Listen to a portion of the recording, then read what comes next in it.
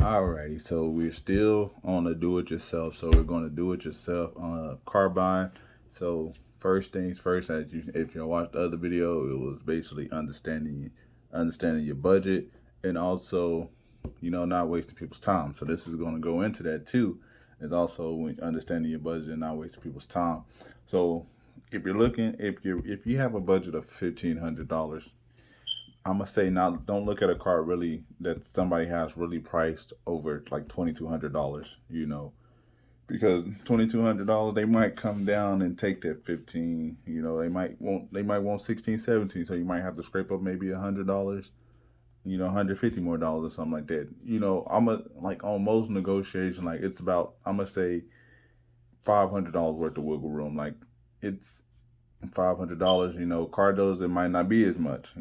But it might be a little bit more. You never just know. You never know, because the car dealer, it could be this car. They didn't have this car too long and they just want to get rid of it. It might not even nothing be wrong with the car. They might just had the car too long and they just want to get rid of it just to bring in some more fresh inventory. So it might be a little bit more than $500. It might be, but like if you're looking at a car, if your budget is $1,000, look for a car that they have 12, 13, 14, 15, no probably more than 1,600.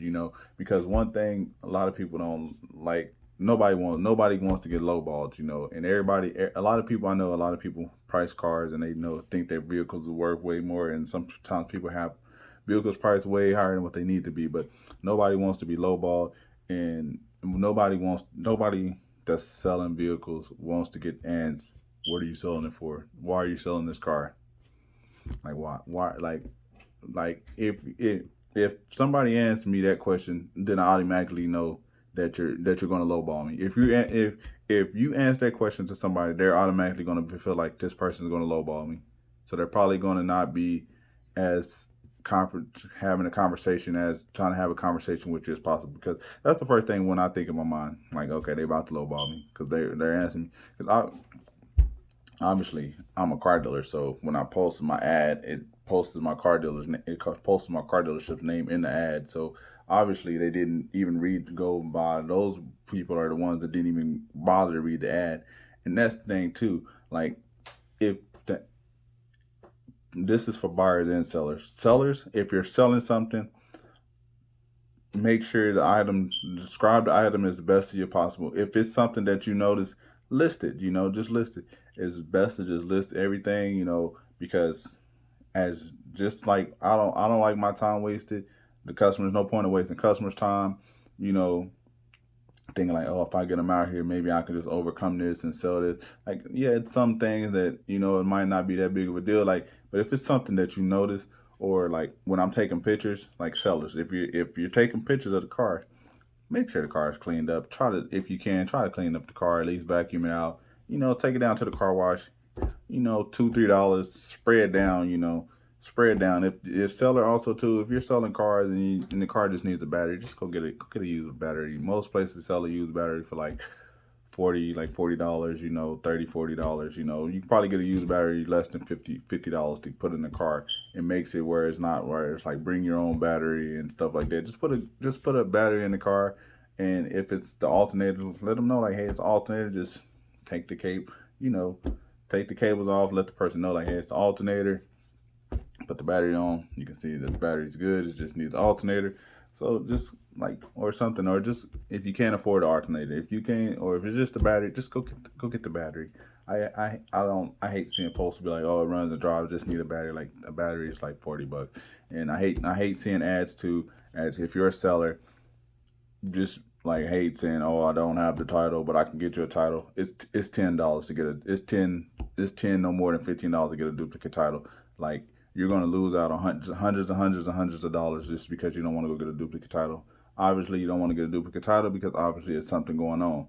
That's just not right. Like, and then also too, buyers, if you're a car dealer, and car dealers, they have 30 days to get you your title. So if the car dealer doesn't have the title right then and there, it's because we as car dealers, we buy vehicles from the auction. So the auction has to get the title from the seller. They have to go through their process. Then we have to, some dealers, they take, if the title's from out of state, then you have to take that title, register it in your state, then you have to wait for the title to come back, and then you receive your title. So sometimes the dealer won't have the title right there in hand.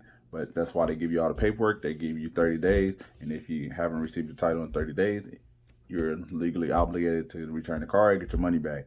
You know, if you want to, but if not, then you can't work it out with the dealer. The dealer will be like, hey, give me a little bit more time, or if you want to give them a little bit more time, hey, be your guest.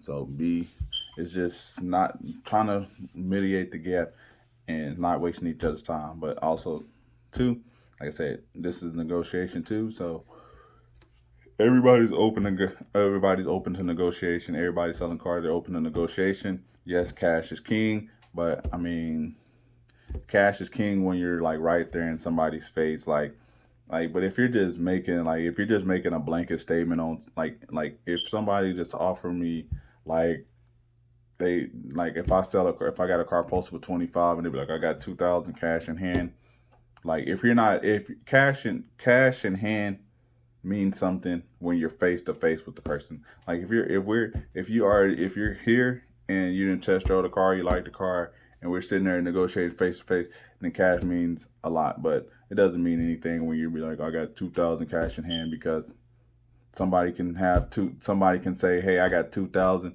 What's your Cash App, or what's your Zelle, or what's your Venmo, and they can send me the 2,000 way quicker than you can send it to me cash. Most of the time the cash is going right to the bank account. No, it's not many people out there that's selling cars that just selling the car and keeping the cash and putting the cash in a shoebox or something like that and putting it away. Most time you're gonna get a person the cash and they're gonna put that cash right in the bank account. So most people prefer Zelle it to me, Cash App it, Venmo me, whatever. But yeah, negotiation. Wait till you face to face. Narrow down your selection of cars. Go check them out. And when you in there, have the cash ready. Like, hey, I got the cash right now. Because then the person is going to think like, do I let this cash walk and maybe wait for the next person to come and maybe offer me the same amount, or maybe the next person never shows up, or something. You never know. So if you're there, like the vehicle, negotiate with the cash in your hand. Cash in hand, face to face. That's when you negotiate. And don't lowball people, man. Especially, it's people out there that's selling cars because they might be behind on bills and stuff like that. And that's why one reason why I know a lot of people like, oh, what you selling them for? Because they be trying to see the person that's like, oh, I'm selling it because I need to pay this and this and that.